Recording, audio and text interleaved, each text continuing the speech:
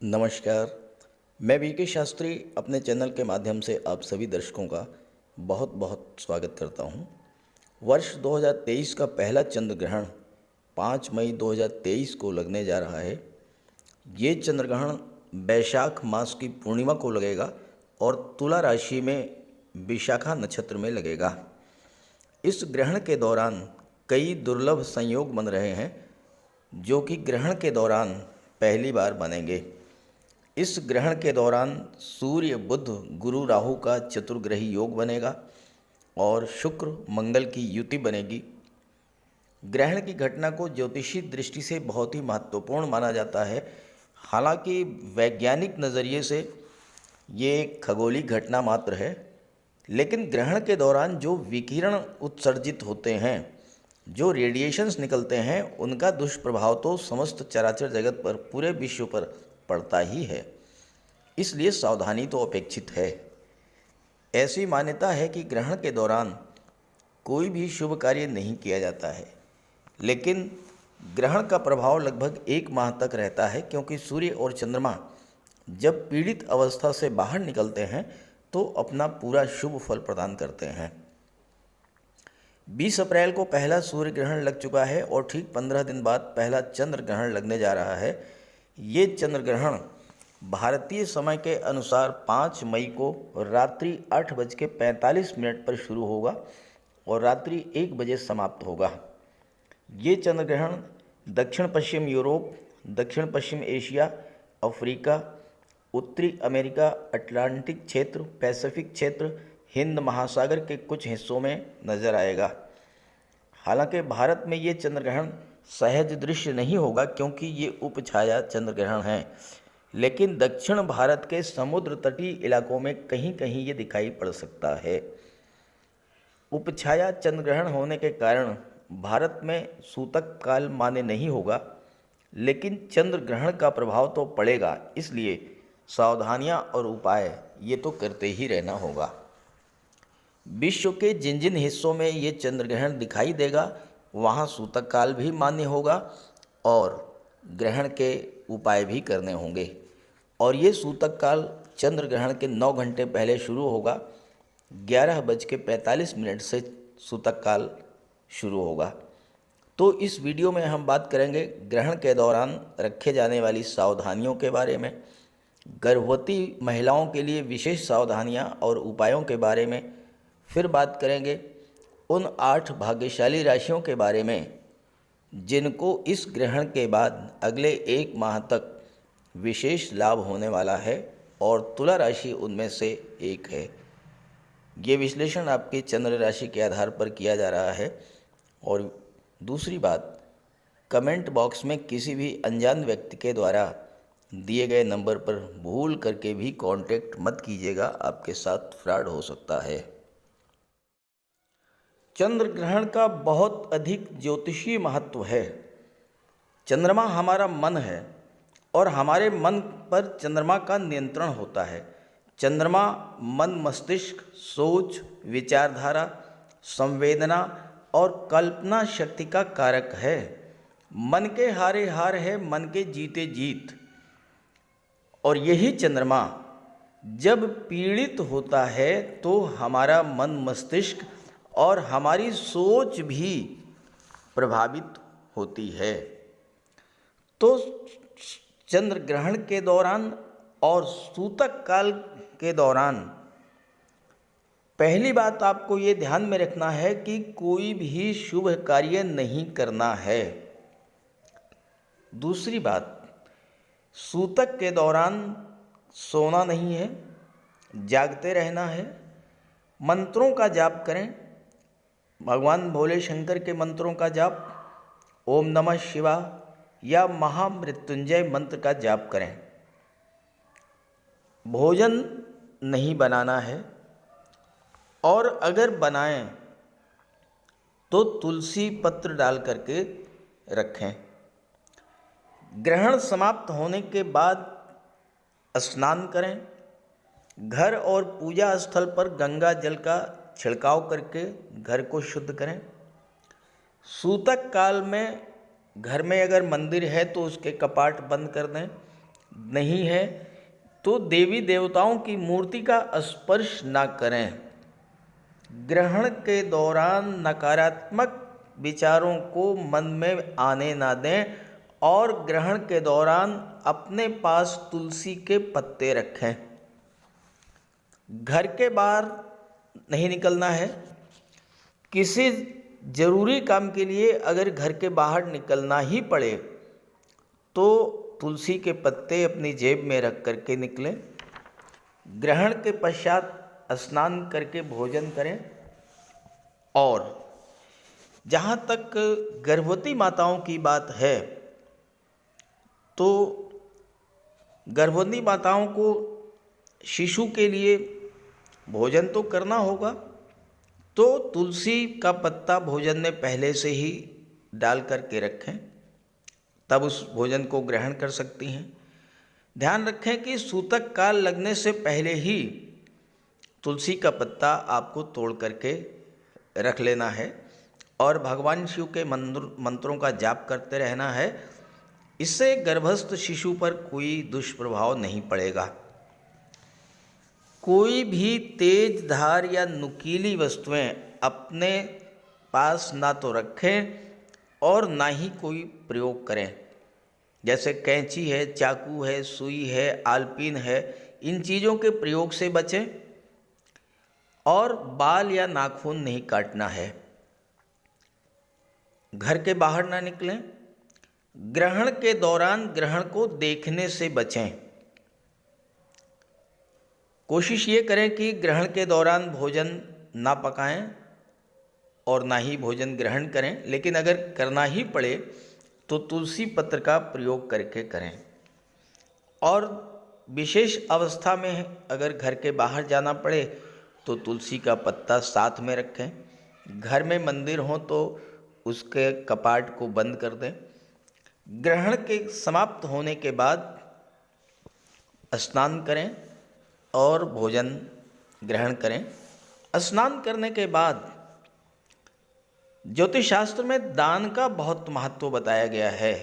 इस अवसर पर तो आप धन धान्य, चावल, चीनी, सफ़ेद मिठाई, सफ़ेद वस्त्र, इन सब चीज़ों का दान करें। शिव मंदिर में जाकर के सफ़ेद पुष्प अर्पित करें और संतान की सुरक्षा के लिए दूध, खिलौने, वस्त्र, ये सब आप दान कर सकते हैं। और ये सब दान करने के बाद फिर भोजन ग्रहण करें। तो ये तो रहा चंद्र ग्रहण पर उपाय और गर्भवती माताओं के लिए विशेष उपाय। अब बात कर लेते हैं इस चंद्र ग्रहण का किन किन राशियों पर विशेष प्रभाव पड़ेगा। तो ये है तुला राशि के जातकों की कुंडली। चंद्र ग्रहण के समय 5 मई 2023 को चंद्रमा का गोचर केतु के साथ आपकी कुंडली के लग्न भाव में होगा। शनिदेव का गोचर पंचम भाव में है। सप्तम भाव में सूर्य, बुध, गुरु और राहु का चतुर्ग्रही योग बनेगा। शुक्र और मंगल नवम भाव में गोचर करेंगे। मंगल 10 मई को राशि परिवर्तन करके कुंडली के दशम भाव में गोचर कर जाएंगे। ये तो है ग्रह स्थितियाँ। देखिए, चंद्रमा हमारा मन है और काल पुरुष कुंडली की चौथी राशि कर्क राशि के स्वामी हैं। चंद्रमा को कुंडली के चतुर्थ भाव में दिग्बल प्राप्त है और चौथा भाव जो होता है वो माता का होता है। और चंद्रमा जो हैं वो मन के, मातृत्व की भावना के, जल के एवं वो सभी तरल पदार्थ जिनसे हमें जीवन प्राप्त होता है उनके कारक होते हैं चंद्रमा। मासिक राशिफल का विचार करते समय हम अक्सर चंद्रमा के गोचर का विश्लेषण नहीं करते हैं, लेकिन चूंकि इस चंद्र ग्रहण का प्रभाव लगभग 1 माह तक रहेगा, इसलिए मई माह में चंद्रमा का गोचर जिन जिन भाव में होगा और जिन जिन ग्रहों के साथ चंद्रमा की युति बनेगी उसी के आधार पर इसका क्या प्रभाव पड़ेगा तुला राशि के जातकों पर, इसी का विश्लेषण करेंगे इस वीडियो में। देखिए 5 मई को तो चंद्र ग्रहण लगेगा, लेकिन 6 और 7 मई की जो तिथियां हैं वो आपके लिए विशेष लाभ की हैं। 6 और 7 मई को चंद्रमा का गोचर धन के भाव में होगा। अब दूसरा भाव जो होता है ये धन के संचय का होता है, वाणी का होता है और परिवार का होता है। तो इस समय आपको धन की प्राप्ति होगी, धन का संचय होगा, परिवार में वृद्धि हो सकती है, किसी सदस्य के विवाह का प्रबल योग बनेगा और या फिर संतान की प्राप्ति हो सकती है 6 और 7 मई को। और इसके अलावा चंद्रमा की दृष्टि जब अष्टम पर पड़ेगी तो आपको पैतृक संपत्ति का भी लाभ मिल सकता है, वसीयत या विरासत से धन की प्राप्ति हो सकती है। इसके बाद चंद्रमा राशि परिवर्तन करेंगे। 8 और 9 मई को चंद्रमा पराक्रम भाव में गोचर करेंगे। अब यहाँ पर गोचर करते हुए शुक्र और मंगल की दृष्टि चंद्रमा पर पड़ेगी। शुक्र के प्रभाव से आपका मन शांत रहेगा, लेकिन मंगल की दृष्टि पड़ेगी और मंगल की दृष्टि पराक्रम भाव पर पड़ने से, चूँकि मंगल पराक्रम के कारक हैं और पराक्रम भाव पर दृष्टि डाल रहे हैं, तो आपके मन में एक नया उत्साह, कार्य के प्रति नई ऊर्जा आपके अंदर देखने को मिलेगी। हालांकि 8 और 9 मई के बीच में आपको कोई छोटी मोटी यात्रा भी करनी पड़ सकती है, लेकिन ये यात्रा आपके लिए लाभप्रद होगी। और इसके बाद की जो डेट्स हैं वो आपके लिए बहुत ही महत्वपूर्ण हैं। 10, 11 और 12, 10 मई, 11 मई और 12 मई, इन 3 डेट्स में चंद्रमा मकर राशि में गोचर करेंगे, कुंडली के चतुर्थ भाव में। और जैसा मैंने बताया कि चंद्रमा चतुर्थ भाव में दिग्बली होते हैं, तो इस समय चंद्रमा अपना सर्वश्रेष्ठ फल देने में सक्षम होंगे। हालांकि मंगल की दृष्टि चंद्रमा पर पड़ेगी। अब चतुर्थ भाव जो है ये भौतिक सुख सुविधाओं का होता है, भूमि भवन प्रॉपर्टी का होता है। मंगल की दृष्टि पड़ने से आपके मन में कोई प्रॉपर्टी खरीदने की प्रबल इच्छा जागृत होगी। और चूंकि मंगल भूमि के कारक होते हैं, अगर आपके मन में कोई प्रॉपर्टी, कोई ज़मीन, कोई प्लाट खरीदने की इच्छा है तो 10, 11 और 12 ये तीनों ही डेट्स इसके लिए बहुत ही श्रेष्ठ तिथियां हैं। हालांकि आपको अपने वाणी पर, स्वभाव पर संयम रखना होगा, क्योंकि मंगल के कारण आपके मन में क्रोध और उग्रता भी जागृत हो सकती है। इसके बाद चंद्रमा कुंभ राशि में आ जाएंगे 13 और 14 तारीख। ये जो डेट्स हैं, इन दोनों तिथियों में आपको विशेष सावधानी बरतनी पड़ेगी, क्योंकि चंद्रमा और शनि की युति बनेगी। शनि और चंद्रमा की युति बनने पर विष योग बनता है। विष योग बनने से मन में भ्रम पैदा होता है, मानसिक अशांति की स्थिति आती है, तनाव बढ़ता है और किसी भी काम में मन नहीं लगता है। छात्रों के लिए भी ये दोनों डेट्स अच्छा नहीं रहेगा। 13 और 14 को पढ़ाई में भी मन नहीं लगेगा, एक भटकाव की स्थिति आपके मन में बनेगी। तो 13 और 14 को आप भगवान भोले शंकर की उपासना करते रहिएगा, ओम नमः शिवाय का जाप करते रहिएगा, तो इससे आपके मन को शांति मिलेगी। ये 2 डेट्स जो हैं इसमें आपको सावधानी बरतनी पड़ेगी। इसके बाद चंद्रमा मीन राशि में गोचर करेंगे और 15 और 16 की तारीख में चंद्रमा छठे भाव में गोचर करेंगे। 15 और 16 मई की जो डेट्स हैं, ये अगर आपके मन में विदेश जाने की इच्छा थी तो वो इच्छा आपकी पूरी होगी।